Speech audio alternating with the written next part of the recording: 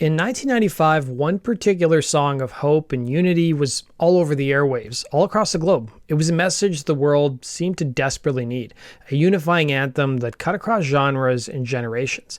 You know it, that iconic piano melody and that earnest, soulful voice that defined a moment in time. I Believe by Blessid Union of Souls wasn't just a hit song, it was a cultural phenomenon. It was the fourth most played song for the entire year of 1995. It cracked the top 10 on the Billboard Hot 100 chart, and it also charted worldwide. But after reaching that incredible peak of success, the band with the message of hope just seemed to vanish a few years later. Sure, they had a few other hits, but nothing came close to I Believe. Their name, once on the tip of everyone's tongue, faded into the static of 90s nostalgia. Because you guys requested it, this is the story of what really happened to the band behind one of the biggest songs of 1995, Blessid Union of Souls. Before we get started with today's video, if you guys want to support my channel, be sure to hit the like and subscribe button. And I've been told from a lot of my subscribers that they find themselves unsubscribed from my channel, or they don't see my new videos pop up, so make sure you turn on all notifications.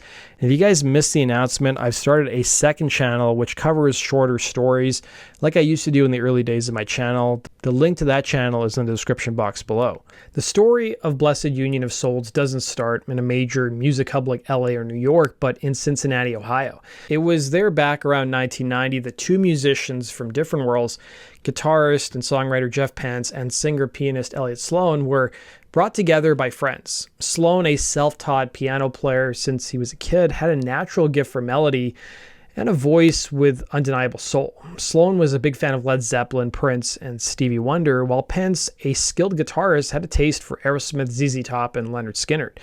They called themselves Blessid Union of Souls. The band's name has a pretty cool origin story. Sloan was a big fan of the TV series MASH, and an episode inspired the name. Around the same time in 1990, he heard someone say about a union of souls blessed by God, which sealed the deal. It was actually Pence's idea to intentionally misspell blessed just to make sure that people could pronounce it right. There was another interview the members gave where they claimed it was also misspelled to deter people from thinking they were a Christian rock band. Sloan was adamant in interviews in the mid-90s that the band was not religious but rather spiritual, and they didn't want their songs to be too preachy. The classic lineup came together with C.P. Roth, a keyboardist who'd previously played with Ozzy Osbourne, and bassist Tony Clark, in addition to drummer Eddie Hedges. Some of the members played together in bands previously like The Movies, Slam, and Jam Factor. As for the other members' musical taste, Roth was into everything from Frank Zappa to techno, while Hedges was into hip-hop and Motown. Together they started honing their craft, writing songs built around Sloan's heartfelt lyrics and soaring vocals. They spent years playing clubs, building a local following, and putting together the demo tapes that would eventually change their lives. One of these early songs was a deeply personal track Sloan had written late one night after he woke up with a piano melody stuck in his head. He rushed to the tape recorder, so of course he wouldn't forget it, and in 45 minutes he wrote the entirety of a song called I Believe. He knew even then that it was something special. By 1992, with a demo that included early versions of I Believe and Let Me Be the One, the band caught the ear of a local manager and studio owner, Mark Liggett. He brought in C.P. Roth to add keyboards and string arrangements, which polished their sound even more. This is how C.P. met the other members. After a flurry of interest from major labels, the band signed a record deal with EMI in January of 93. The band spent the next year and a half recording their debut album, Home. Hedges revealed about the album title, "It all comes back to living. In Cincinnati, it's where we were coming from. It's why we named the album Home." A good chunk of the album was also written on a family farm that was owned by Pence's family, which was about 100 miles outside of Cincinnati. But as you'll learn about the band, they had a lot of issues with the record labels they were signed to throughout the course of their career. The album was in the can around 1994, and it was just shelved for a year or so and almost never came out.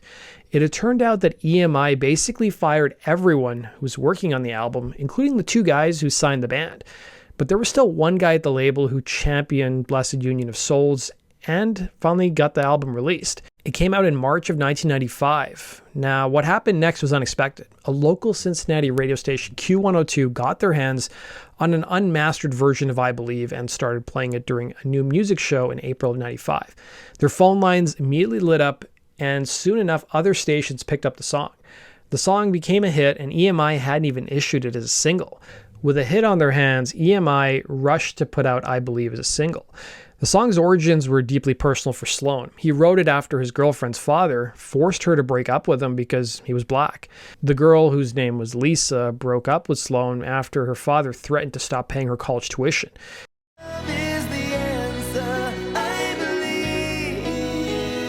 The lyrics tell a story of two people in love, facing down prejudice and holding on to their belief that love will find a way. The band angered some radio programmers, choosing to leave a racist lyric in the song and even opting to perform the song live without censoring it. The song's message of love and resilience in the face of division struck a massive chord. You have to remember the Rodney King incident happened a few years prior, and the O.J. Simpson trial was ongoing, which was still a massive fresh wound in America's consciousness. The song I Believe offered a dose of hope. The reaction was immediate. Radio stations across the country put the song in heavy rotation, and it climbed all the way to the top 10 of the Billboard Hot 100 chart, ultimately peaking at number 8. The song became a top 20 hit in other countries like Australia, Canada, and New Zealand. I Believe became the most played song according to Radio and Records magazine for the month of May in '95. The result was immediate, a tour with a newly reunited Rembrandts, and I Believe became the 4th most played song of 1995. By the end of 1995, their debut album went gold. It showed that the music industry's fascination with all things grunge and alternative rock was wavering by '95, and more upbeat, driven guitar acts like Hootie and the Blowfish and Blessid Union of Souls were dominating the charts.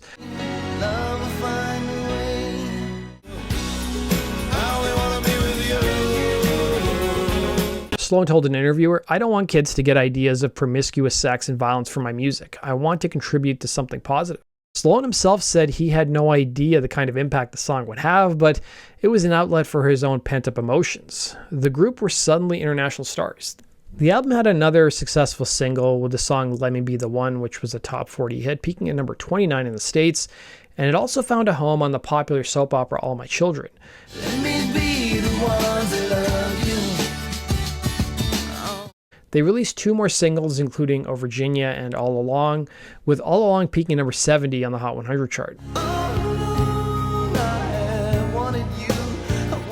EMI had fashioned an image for the band, dubbing them rural soul, a combination of folk, R&B, and gospel, as well as southern rock. Apart from their hits on their first album, Forever for Tonight is an acoustic ballad that Sloan called a band on the road type of love song. While one of the most poignant songs, Nora, is a tribute to his grandmother, the only grandparent he ever knew, and the conditions that she lived in.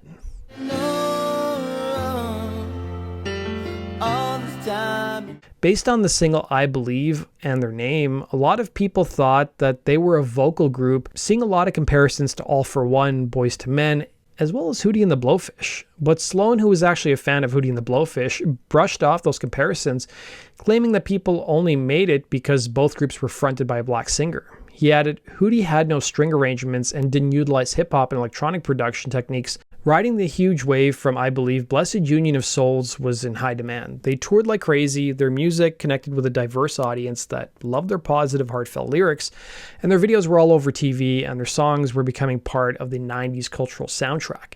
In 1997, they released their second record, which was self-titled. The band admitted that this second record was a lot more indicative of what they do in concert compared to the first album. The record covered topics of relationships, intimacy, and a fear of love.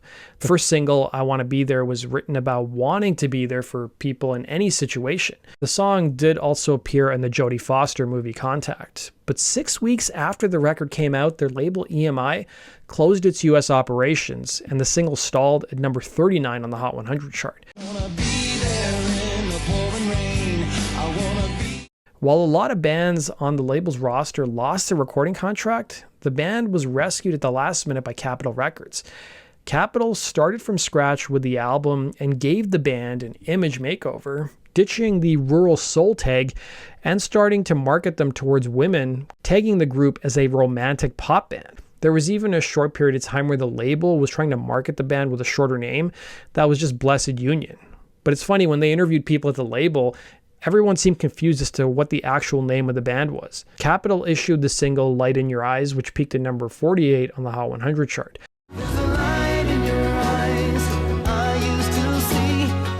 While their second album didn't quite match the massive success of Home, they appeared to have successfully dodged the one-hit wonder curse, proving they had more to offer. It was a solid record that kept them on the charts, with it peaking at number 127. But once again, they ran into label issues. Not feeling like a priority at Capitol, they asked to be let out of their contract, which they were. Roth told an interviewer, "We were stuck on a label that didn't sign or develop us. There was no clue from the suits at the label about what the band was about or what we should be doing. They gave us an excuse to get out of it." The band added that no one from the label even bothered showing up to a single live gig. Blessid Union of Souls soon signed with Richard Branson's new outfit V2, which gave them a lot of creative freedom. They returned in 1999 with Walking Off the Buzz. The name is a reference to losing your glow after the beginning of a relationship. The album's first single, a quirky and ridiculously catchy hit titled Hey Leonardo, contained numerous pop culture references, but it actually had its origins in Omaha. Hedges told the Grand Island Independent, Elliot's girls kept asking him if he's ever met Leonardo DiCaprio. So it was in Omaha we decided to make a goofy song about being loved for who we are, and boom, the song was born. In another interview, Sloan also added the song was inspired by a past relationship he had where the girl he was dating was more into the fact that he was a celebrity than anything else. It showed off the band's lighter and more playful side, and it was a big success, peaking at number 33 on the Hot 100 chart. It also became a top 10 hit in Australia, where it was certified gold. The song's popularity was helped by a fun, memorable music video that was in constant rotation. I think his name is Steve. She's the one for me. They even landed the song Brother My Brother on the soundtrack for Pokemon, the first movie, putting their music right in the middle of pop culture of the time. But apparently Leonardo DiCaprio, who the song name checks, was not happy. At one point there were rumors around 1999 that he was trying to trademark his name and was even looking into suing the band. However, another celebrity mentioned in the song, Cindy Crawford, wrote the band a nice note thanking them for mentioning her in the song. The second single, Standing on the Edge of the Earth, was originally supposed to appear on the soundtrack for the movie Armageddon, but the production company behind the film opted to go with Aerosmith instead. Standing at the edge of the earth. Walking Off the Buzz ended up peaking at number 143 on the charts. By the turn of the new millennium, Blessid Union of Souls had sold a few million records. They had a string of hits, from emotional ballads to infectious pop rock anthems, built on polished musicianship and lyrics that always carried a hint of hope. But the music world was about to change, and the band would soon face challenges that would alter their path forever. The early 2000s were a time of massive change in the music industry. Pop punk and nu metal were on the rise, and a new wave of pop stars was taking over. Napster was starting to get popular, and record labels were also cutting staff and merging with each other. Suddenly, the adult alternative rock sound that had defined so much of the 90s was starting to lose its cool. It was a tough time for bands of that era, and Blessid Union of Souls was no exception. After the success of Hey Leonardo, the band's commercial momentum started to slow down. By 2001, they released a greatest hits album, a move that often signals the end of an era. While it was packed with their beloved hits, it didn't make much of a dent on the charts. In 2002, the band went through its first major lineup change. Two of their original members, including C.P. Roth and drummer Eddie Hedges, left the group, and throughout the rest of the decade, other members soon followed. Their departure was a turning point. While bands change members, losing key players from their classic lineup definitely changed the group's dynamic. But things got messy. For a while, there was confusion amongst fans as two different groups were reportedly playing gigs under a version of the band's name. That kind of internal friction and brand confusion can be devastating for a band trying to stay relevant. They kept releasing new music throughout the rest of the decade, but to a much smaller audience. The 2005 album Perception and 2008's Close to the Edge came out on independent labels, and they just didn't have the marketing power of like EMI or Capitol. The albums did feature the group's signature style, but they failed to get any mainstream attention. To the general public who remembered them from their huge 90s hits, it seemed like Blessid Union of Souls had just disappeared. They went from being on top of the charts to flying completely under the radar. The band that was once everywhere was now the answer to a 90s trivia question: hey, whatever happened to the guys who sang I Believe? While many people had thought the band had simply broken up, what was really happening was a quiet but profound evolution.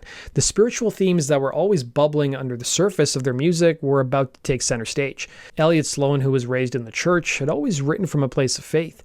He once said in an interview that the band's music always had elements of faith, hope, and truth, and that it just came naturally from their hearts. That current finally broke through in 2011 with the release of their first official contemporary Christian album, The Mission Field. To some, this might have seemed like a sharp turn, but for the band, it was a natural next step. Sloan explained that he was just taking things one step further and doing what he felt called to do.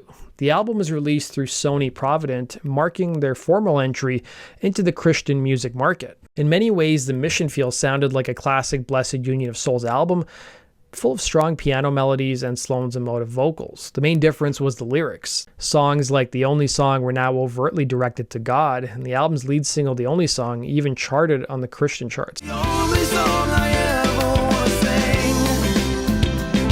But the move had its risks. By openly identifying as a Christian act, they risked alienating some mainstream fans. At the same time, some in the Christian music scene were hesitant to fully embrace a well-known mainstream band. Despite the challenge, this move defined the band's next chapter. They hadn't disappeared, they had just found a new mission for their message of hope. So where are the members of Blessid Union of Souls today? The truth is, the band never officially stopped. Lead singer and primary songwriter Elliot Sloan. He's the heart of Blessid Union, still carrying the torch of the band's music. Also alongside him is original bassist Tony Clark, who has remained a steady presence. They continue to play shows across the country, performing their hits for loyal fans. As for the other original members, Jeff Pence, the band's co-founder and guitarist, has since moved on from touring. He now channels his creativity into photography and video production in South Florida, where he runs his own business. He still writes and produces music, though. Original drummer Eddie Hedges left in 2002, and he felt a calling to share his faith more directly through music and launched a solo career in Christian music. He's since released several Christian records and focuses on his music ministry and his family. Keyboardist C.P. Roth, who left in 2002, is a multi-instrumentalist and producer. He stayed very active in the music scene, working with various artists and playing drums for New York-based rock band, the Liza Colby Sound. From time to time, the original members, Pence, Hedges, Roth, and Clark, have even reunited for special shows under the name The Reunion of Souls, giving longtime fans a chance to see the classic lineup together once again. There was indeed a falling out between the original members of Blessid Union of Souls, particularly involving co-founder Jeff Pence, while other departures from the band in the early 2000s, such as C.P. Roth and Eddie Hedges, appears to have been amicable, with ongoing contact reported. The situation with Pence was more notably negative. According to frontman Elliot Sloan, Pence left the band on very bad terms by essentially disappearing and then speaking negatively about the group publicly. Sloan described this as leaving on his own accord, not participating in their later records, and trying to undermine the band by attacking them after his departure. Sloan stated, "He didn't even tell anybody he quit. He just didn't show up to a gig and he hasn't showed up in the last 2 years." The story of Blessid Union of Souls isn't your typical rock and roll tragedy. It's a story of adaptation, faith, and the lasting power of a hopeful message. They went from being a huge band to a niche act, but they never stopped making music. They didn't crash and burn, they just changed their flight path. Fame is fleeting and chart positions fade, but the legacy of Blessid Union of Souls is cemented by a song that gave the world a reason for hope. For a moment in 1995, they had everyone singing along, and for millions who were touched by their music, that simple, profound belief that love is the answer continues to find a way. That brings us to the end of today's video, guys. Thanks for watching, and we'll see you again on Rock and Roll True Stories. Take care.